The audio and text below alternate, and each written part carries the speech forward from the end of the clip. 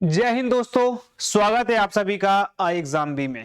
तो guys, heading बिल्कुल सही पढ़ रहे हो आप। IIT will open in UAE, यानी कि Indian institute of technology UAE में खुलेगा। तो अब आप इस बात से अंदाजा लगा सकते हो कि भारत और यूएई के बीच में जो ट्रेड रिलेशन अभी हुआ है फिलहाल में, और जो इनके डिप्लोमेटिक रिलेशन है, ये आगे कितना और बेटर होंगे ड्यू टू दिस एक्ट। तो आईआईटी, जो कि इंडिया का एक प्रीमियर इंस्टीट्यूट है, जिसने दुनिया के बड़ी बड़ी कंपनियों के बड़े बड़े सीईओ दिए, तो यहां पे आज हम बात करने वाले हैं कि किस प्रकार से इंडिया यूएई में एक नया आईआईटी स्टैब्लिश करेगा। जैसे ही आप लोग यूएई का नाम सुनते हो, यूएई का नाम सुनते ही दिमाग में आ जाता है कि हाँ, बुर्ज खलीफा आपके दिमाग में आ जाएगा, पाम जुमेरा जैसे कि बड़ी बड़ी बिल्डिंग्स आपको देखने को मिल जाएंगी, वहां की शानो शौकत आपको देखने को मिल जाएगी, वहां के बाजार आपको देखने को मिल जाएगी, गोल्ड के बाजार सबसे फेमस है वहां के। लेकिन आज के डेट में इनको भी ये पता है कि अगर दुनिया से कंपीट करना है, आपको इकोनॉमी में अगर आपको आगे आना है, तो आपको एजुकेशन को भी आगे बढ़ावा देना होगा। और इंडिया की ही तरह, जैसे इंडिया में बड़े बड़े आईआईटीज हैं जिसने एक बहुत अच्छा एजुकेशन बेस बना रखा है, अगर ये एक भारत में खुल जाए तो यहाँ के बच्चे भी दुनिया की जो इकोनॉमी है इसमें कंट्रीब्यूट कर पाएंगे। तो गाइस, आज हम इस चीज पे बात करने वाले हैं। सबसे इंपॉर्टेंट चीज, इस प्रकार का कुछ आपने आर्टिकल देखा होगा कि India to setup first IIT abroad in UAE under newly linked trade deal. तो एक एफटीए, फ्री ट्रेड एग्रीमेंट, 18 फरवरी 2022 में साइन हुआ।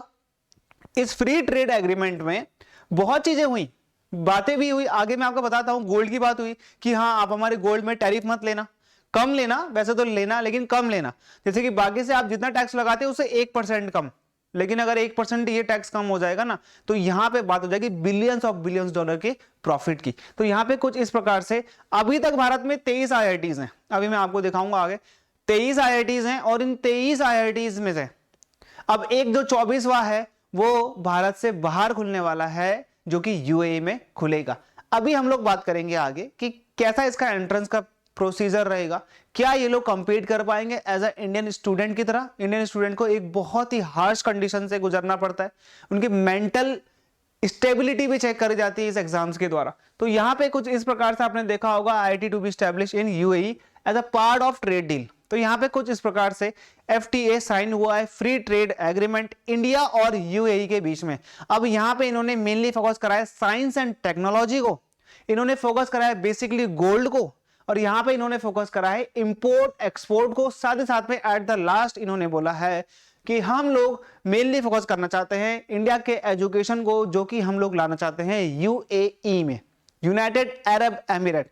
अब ये जो एमिरेट है ना, ये 5 एमिरेट से मिलकर एक देश बनाया गया है। अमीरेट क्या होता है, जैसे कि हमारे इसमें आज क्या होता है, राज्य होते हैं, उसी प्रकार से यहाँ पे होता है अमीरात, यानी कि एमिरेट जैसे हम लोग बोलते हैं। तो यूनाइटेड अरब एमिरेट, जैसे कि आपका जेद्दा हो गया, जैसे कि आपका शारजा हो गया, जैसे कि आपका रियाद हो गया, जैसे कि आपका पर्टिकुलरली जो उसके आसपास के शहर है या फिर उसके आसपास के जो कंट्रीज हैं, जैसे कि आपका अबू धाबी हो गया जो कि कंट्री है। तो यहाँ पे आपको कुछ ऐसी कंट्रीज देखने को मिल जाएंगी। तो यहाँ पे आपने देखा होगा इनका जो मेनली फोकस है, वो मेन फोकस का किस में, ट्रेड रिलेशन में फोकस है। अगर हम लोग बात करें आईआईटी की, आईआईटी की चर्चा क्यों है, तो आईआईटी सबसे पहला जो आईआईटी है 1950 में खड़गपुर में, जो कि वेस्ट बंगाल में, यहाँ पे इसकी स्थापना होती है। इनफॉर्मली होती है, अभी फॉर्मली किताबों में कहीं पर भी कानूनी तौर से नहीं हुआ। बात आती है इंडियन इंस्टीट्यूट ऑफ टेक्नोलॉजी की, जो ये नाम है आईआईटी, ये दिया गया था किनके द्वारा, बाय मौलाना अबुल कलाम आजाद, और ये भारत के पहले एजुकेशन मिनिस्टर हैं। ठीक है, 18 अगस्त 1951 में जब इन्होंने पहला इंस्टीट्यूट इनॉग्रेट करा था अपने हाथों से फॉर्मली। फिर बात आती है 15 सितंबर 1956 की, जब पार्लियामेंट में ये एक्ट पास होता है इंडियन इंस्टीट्यूट ऑफ टेक्नोलॉजी का खड़गपुर का। ठीक है, इस एक्ट के बाद बहुत सारे आईआईटीज भारत में एस्टेब्लिश हुए थे। और सबसे इंपॉर्टेंट चीज, अगर कभी आपसे पूछा जाए कि जो इंडियन इंस्टीट्यूट ऑफ टेक्नोलॉजी है इसकी स्थापना कब हुई थी, तो आपका आंसर 1956 होना चाहिए, क्योंकि ये एक ऑफिशियली डाटा यहाँ पे आपको मैं बता रहा हूं। अब जवाहरलाल नेहरू ने इनकी पहली दीक्षांत समारोह बोलते हैं ना, कॉन्वोकेशन, तो यहां पर एड्रेस किया था कब, 1956 में, जो कि इनका फर्स्ट एड्रेस था। ओके, कुल मिलाकर आपको 23 आईआईटीज देखने को मिल जाएंगी। यहाँ पे आपको सबसे लास्ट में मिलेगा आईआईटी गोवा का, ठीक है, 2016 में एस्टेब्लिश हुआ था, फाउंडेड। और यहाँ पे पर्टिकुलरली यूजी की सीट के अंडर ग्रेजुएट 125, यूजी का मतलब होता है अंडर ग्रेजुएट, पीजी का मतलब होता है पोस्ट ग्रेजुएट, यानी कि यहाँ पे हो गया बीटेक और ये हो गया यहाँ पे आपका एमटेक। बेसिकली ये लोग बीटेक और एमटेक के लिए ही फेमस है। तो यहाँ पे वेस्ट बंगाल का सबसे ऊपर वाला देख रहे हो आप, खड़गपुर वाला, जो कि 1951 में, फिर आईआईटी बॉम्बे है 1958 में, आईआईटी मैड्रास है 1959 में, आईआईटी कानपुर है फिर आपका 1959 में। देखो ऊपर के जो तीन है ना, यही सबसे बेस्ट माने जाते हैं आज तक भारत में, यहीं से बहुत बड़े बड़े सीईओस निकलकर आगे आए हैं। यहीं के लिए पर्टिकुलरली क्या होता है, एक तरीके से लड़ाई होती है, कंपटीशन होता है। तो यहाँ पे यूएई बोलता है कि जो हम आपसे ट्रेड कर रहे हैं, इस ट्रेड में आपका एजुकेशन भी हमारी तरफ आना चाहिए। ठीक है, ये अच्छी बात है कि जो भारत का जो एजुकेशन सिस्टम है, प्रीमियर एजुकेशन सिस्टम है, इसको वर्ल्ड वाइड पहचान मिलेगी, दुनिया जानेगी कि आईआईटी क्या होता है। क्योंकि अभी तक अगर लोग ये जानते हैं कि ठीक है, यहाँ पे अगर आपसे बात करेंगे सुंदर पिचाई की, पराग अग्रवाल की, तो ठीक है वो आईआईटी से हैं, आज की डेट में ट्विटर और गूगल के सीईओ हैं, लेकिन उन्होंने पढ़ाई भारत से ही की है। अब हम लोग को ये लगता है कि वो अर्ली स्टेज में वहां पे अमेरिका चले गए होंगे, ऐसा नहीं था। पर्टिकुलरली वो यहीं पे रहते थे, उन्होंने यहीं से पास करी है और पास करने के बाद वो गूगल में एज अ एम्प्लॉय की तरह गए थे और धीरे धीरे मेहनत करने के बाद वो एज अ सीईओ बने हैं। तो यहाँ पे सबसे इंपॉर्टेंट चीज क्या होती है कि अब आप देख रहे हो इंडिया और यूएई ने 18 फरवरी 2022 में ट्रेड डील को साइन किया है। उस ट्रेड डील में एजुकेशन भी एक बहुत इंपॉर्टेंट पार्ट है। यूएई ने बोला है कि आपने दुनिया को इतने बड़े बड़े सीईओ दिए, तो क्यों ना यूएई भी अपने बच्चों को, जो कि यहाँ पे आने वाली जनरेशन है पर्टिकुलरली, इनको भी आगे जाकर फ्यूचर में वर्ल्ड इकोनॉमी में पार्टिसिपेट करवाए। ओके, दूसरा इंपॉर्टेंट चीज यहाँ पे आप लोग देख लो मैप में कि जो ये इंडिया है, जो कि हमारा प्यारा भारत है, और यहाँ पे आपको देखने को मिलेगा यूएई एक पोर्ट, एक तरीके से कोस्टल कंट्री है, जो कि यहाँ से ट्रेड स्टार्ट होगा भारत से। आज के डेट में जो हमारी ट्रेड डील है वो $100 बिलियन की बात करता है। ठीक है, $100 बिलियन की यहाँ पे ये बात करता है इंडिया और यूएई के साथ में, $100 बिलियन की। दूसरी इंपॉर्टेंट चीज क्या होती है कि कल के दिन अगर हम लोग यूएई के साथ अपना ट्रेड रिलेशन अच्छा करते हैं तो हमारे चांसेस बढ़ते हैं कि हम लोग सऊदी अरेबिया, इजिप्ट हो गया, लीबिया हो गया और अल्जीरिया हो गया, यहां तक भी हमारे जो ट्रेड रिलेशन है वो और बेहतर होंगे और अच्छे होंगे, और आगे जाकर ये जो हमारा ट्रेड है ये यूरोप तक भी आगे बढ़ सकता है अगर हमारे यूएई से जो ट्रेड रिलेशन अच्छे होते हैं। जैसे कि आप लोग यहाँ पे देख रहे हो, ये हो गया हमारा प्यारा भारत, यहाँ से आपका यूएई से अगर हमको एक्सेस मिलता है तो यहाँ से कल के दिन हम लोग इजिप्ट आते हैं, लीबिया आते हैं, अल्जीरिया आते हैं, फिर उसके बाद जाकर हम लोग कहाँ जाते हैं, यूरोप जाते हैं।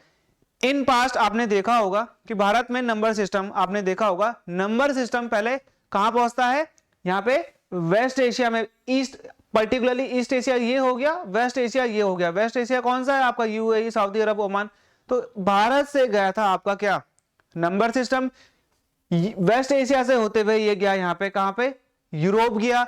यूरोप वालों ने इसे क्या बोल दिया, Arabic system, Arabic number system बोल दिया। हालांकि वो गया था भारत से, लेकिन यूरोप में पहुंचा कहां से था, यहां से पहुंचा था, वेस्ट एशिया से, तो उन्होंने क्या बोला, अरेबिक नंबर सिस्टम।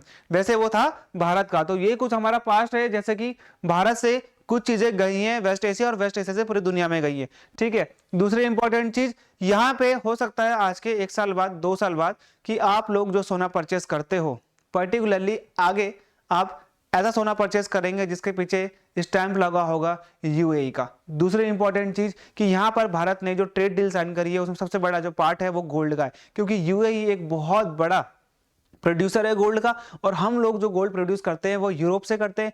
यूरोप से प्रोड्यूस करते हैं तो यूरोप बहुत ज्यादा टैक्स लगाता है, लेकिन अगर हम लोग यहाँ से कहाँ से, पर्टिकुलरली यूएई से अगर हम लोग क्या करेंगे, इंपोर्ट करेंगे, तो हमने उनको बोला है कि हम आपके ऊपर टैरिफ कम लगाएंगे। तो यहाँ पर इन्होंने बोला है कि इंडिया जो है वो 800 टन हर साल सोना जो है परचेज करता है। इंडिया एक बहुत बड़ी मार्केट है गोल्ड के लिए, क्योंकि आपको पता है यहाँ पे जो रिलीजियस कल्चरल थिंग्स है उसमें गोल्ड एक बहुत ही इंपॉर्टेंट रोल प्ले करता है। तो यहाँ पे गोल्ड आज के 1-2 साल बाद आपको देखने को मिल जाएगा, जिसके पीछे आपको यूएई की सील देखने को मिलेगी। ठीक है, तो यहाँ पे आपने देखा होगा कि ज्वेलरी में जो ड्यूटी है, एक्साइज ड्यूटी होती है, पैसा लगता है, टैक्स लगता है, वो 1% हम बाकी कंट्रीज से आपसे कम लेंगे, तो वो 1% बहुत ही बड़ा इफेक्ट करता है। तो जो हमारे इंडियन मार्केटर्स हैं वो पर्टिकुलरली क्या करेंगे, इस चीज को फोकस करेंगे और यहीं से सोना लेंगे। दूसरी इंपॉर्टेंट चीज देखिए, इस चीज का कंसर्न ना शशि थरूर साहब ने दिखाया है। ठीक है, इंडियन के पॉलिटिशियन बहुत बड़े हैं। शशि थरूर साहब ने ये बोला है कि ठीक है, आप लोग भारत से बाहर एक आईआईटी खोल रहे हो जिससे आईआईटी को एक पहचान मिलेगी, लेकिन क्या भारत के बच्चे जैसा प्रॉब्लम फेस करते हैं, जैसे सिचुएशन फेस करते हैं, रैंक लाना होता है, प्री है, मेंस है, उसके बाद उनका एक एलोकेशन सीट है, क्या यही चीज यूएई के बच्चे भी करेंगे? क्योंकि यूएई में एजुकेशन का स्टैंडर्ड इतना हाई नहीं है, वहां पे बच्चे को प्रेशर नहीं झेला जाता। लेकिन इंडिया में अगर आप देखोगे तो इंडिया में हर एक चीज में आपको मेरिट देखने को मिल जाएगी आफ्टर एग्जाम देने के बाद भी। तो यहाँ पे शशि थरूर साहब का जो क्वेश्चन है वो बहुत ही इंपॉर्टेंट है कि क्या वहां पर भी जेईई होगा, यानी कि ज्वाइंट एंट्रेंस एग्जाम होगा, सेम एज इंडिया में जैसा होता है। जैसे कि बच्चे आज के डेट में क्या होता है, मैं आपको कुछ स्टेप बता देता हूं आईआईटी में एंटर होने के, जो कि बेस्ट आईआईटी है। पहले तो आपका स्टेप 1 होगा जहां पर आप जेईई मेंस एग्जाम दोगे, फिर आप दोगे जेईई का एडवांस एग्जामिनेशन, फिर आपका आता है ऑल इंडिया रैंक, फिर उसके बाद जो ज्वाइंट एलोकेशन अथॉरिटी है, सीट एलोकेशन अथॉरिटी है, ये डिसाइड करेगी कि आपको बॉम्बे मिलेगा, मद्रास मिलेगा या फिर खड़गपुर मिलेगा। यही 3 इंपॉर्टेंट है। उसके बाद जो भी आते हैं वो थोड़े बहुत ज्यादा इंपॉर्टेंट है, दिल्ली का भी बहुत इंपॉर्टेंट है। तो यहाँ पर ये 4 चीजों को फेस करने के बाद एक बच्चा आईआईटी में एंटर पाता है। क्या यही चीजें सारी की सारी ये पर्टिकुलरली यूएई कर पाएगा? यूएई के बच्चे कर पाएंगे? एंड होपफुली अगर वहां पे एंट्रेंस होता है तो भारत ही, मुझे पता है कि यूए के बच्चे भारतीयों को compete नहीं कर सकते हैं, उनका बेसिक जो स्टैंडर्ड है एजुकेशन का वो इतना हार्ड नहीं है एज कंपेयर टू इंडिया। और यहाँ पे मेरा सजेशन यूए को ये रहता है कि आप लोग पर्टिकुलरली क्या करो, अपने प्राइमरी एजुकेशन, अपने मिडिल एजुकेशन को फोकस कराओ, आप और आगे बढ़ाओ कि आगे जाकर 1-2 साल बाद, 5-6 साल बाद कि आपके बच्चे जो हैं वो यहाँ पर हमारे जो इंडियन बच्चे हैं जो आईआईटी के लिए compete करते हैं उससे कॉम्पिटिशन लड़ पाए और अपने लिए एक सीट रिजर्व कर पाए। क्योंकि अगर आप यहाँ पे सीट बुक कर देते हो तो भी इस चीज से गलत इफेक्ट पड़ेगा, क्योंकि वो बच्चा वहां पे पड़ेगा जो उस सीट के लायक नहीं है। तो यहाँ पे यही बात ये कर रहे हैं शशि थरूर साहब की क्या इंडियंस की तरह ही वो भी जेईई देंगे, और अगर नहीं देंगे तो ऐसा इंडियंस बच्चों के साथ वो अन्याय होगा, क्योंकि वो वहां पे जो एडमिशन पाना है वो by the after giving exam ही होगा। ठीक है, तो यहाँ पे आपने देखा है इंपॉर्टेंट चीजें। तो भारत में 23 आईआईटीज हैं, 23 आईआईटीज में से बहुत इंपॉर्टेंट है, आपको बॉम्बे मिल जाएगा, आपको खड़गपुर मिल जाएगा, बॉम्बे मिल जाएगा, पर्टिकुलरली मद्रास मिल जाएगा जो कि चेन्नई में है। तो यहाँ पे पराग अग्रवाल जो कि ट्विटर के सीईओ हाल फिलहाल में बने, ये खुद आईआईटी से, आपको मिल जाएंगे एनआर नारायण मूर्ति।